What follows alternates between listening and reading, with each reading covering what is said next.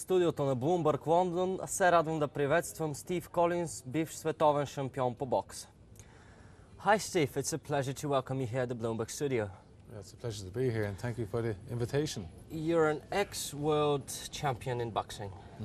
And actually right now in Europe the situation is very, very interesting, of course, apart from everything else, but it's Ukraine, where we have an ex-boxer as well, who's trying to be the voice of the opposition, and now he's trying to be a memorable figure in the political history, the future political history of Ukraine. So, what do you think? Can a boxer be a politician?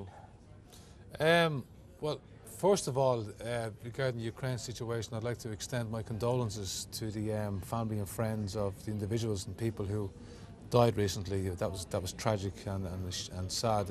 So that's the first thing I want to do. Secondly, regardless of whether you're a boxer or wherever in your past, I mean, right now in Ukraine, it's a turbulent time, and it's really going to be a test to the will and strength to Vitaly Klitschko.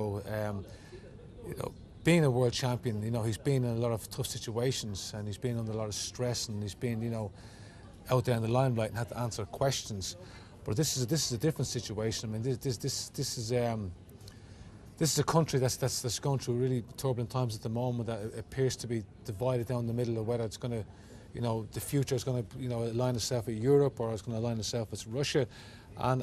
But in saying that, I do believe that if someone could unite these people, it would be Klitschko, because as a world champion, he brought the country together, and I honestly believe he's in a very, very good position to do it again, because not only is he a well-known, respected figurehead as a powerful man, he also has the life experience and the knowledge to understand, I think, both sides of the spectrum, because his father was a very high-ranking officer in the Russian army.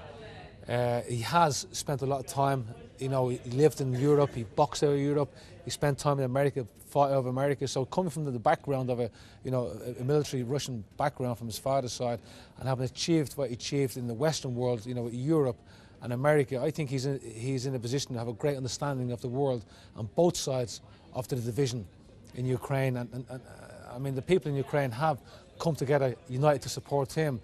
And I really believe that he's the man who can, extend that into politics, because he can bring them together, because he will not be biased. He will understand both sides of what the public are looking for there, which is either go European or go Russian. Now, maybe it's wishful thinking, but I honestly believe that he is one individual that the country could be united again and follow him as a leader of politics, like they did as a leader of the boxing champion of the world. We're all watching what's going on there right now, and what do you think can be taken from sport? Now, you're an ex-world champion, so pretty much you know everything about discipline, about training, about relationship with other people as well.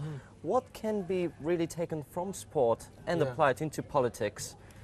Well, I'm very proud of the fact that my own country is divided.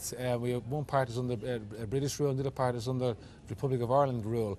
But in sport, in boxing, we were one country. We were not north of Ireland and south of Ireland. We were the complete island of Ireland. So, when I boxed for my country and boxed international and amateur bouts, I had guys on my team who were, who would have a different religion, would have a different nationality, but yet together we fought under the one badge, under the one flag, as sporting Ireland. We also have it in the rugby.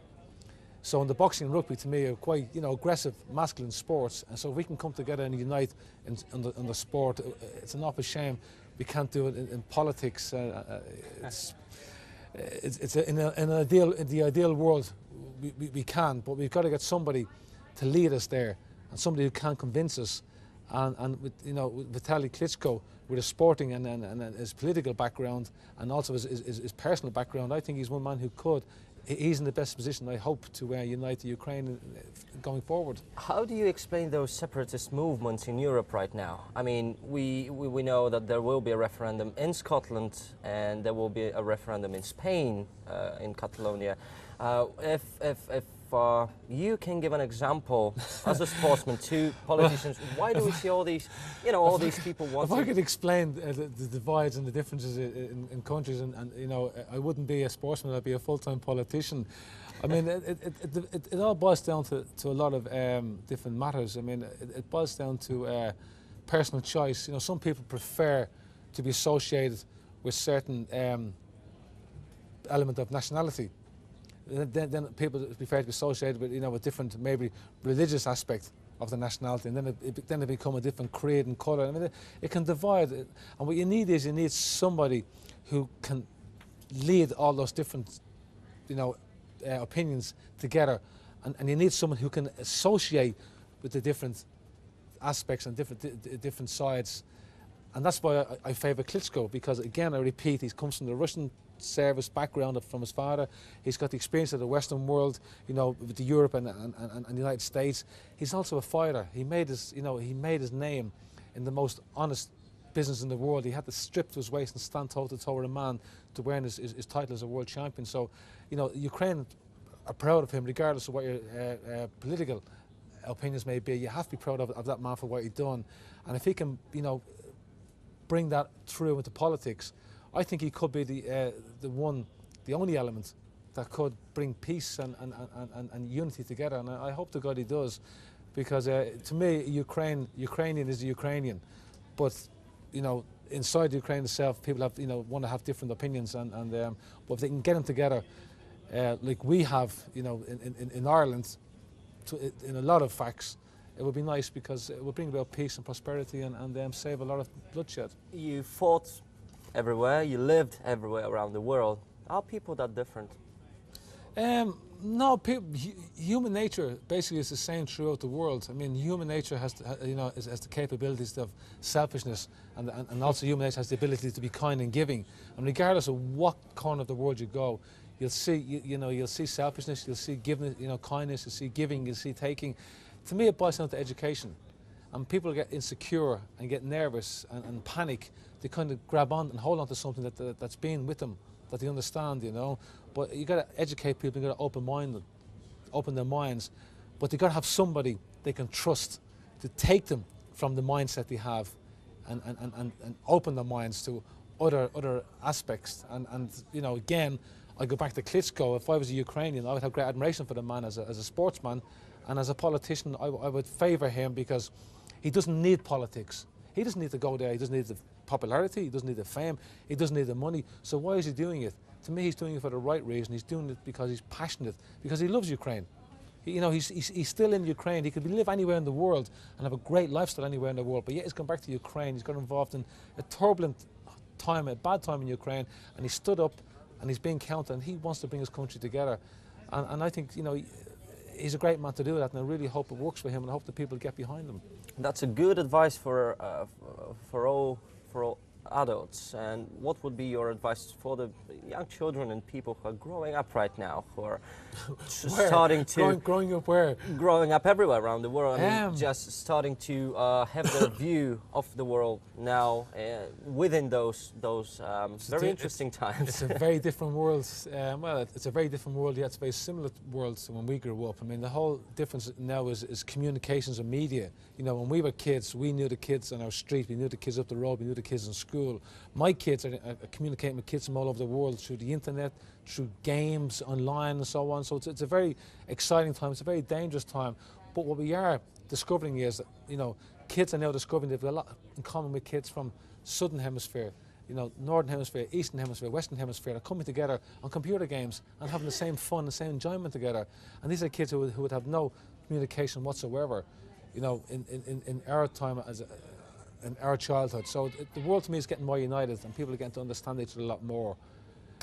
We can control, the ignorance and the greed and the misled ambitions. If we can control that and bring people together and learn from sport.